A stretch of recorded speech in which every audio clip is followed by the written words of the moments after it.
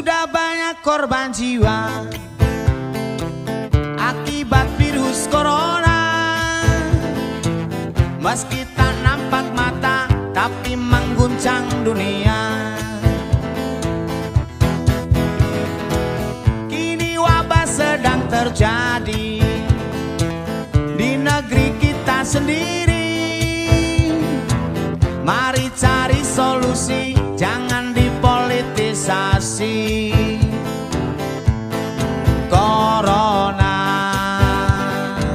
tak mengenal suku, ras, agama. Corona bisa menyerang siapa saja. Berdoa, memohon pada Tuhan yang kuasa agar virus corona segera sirna.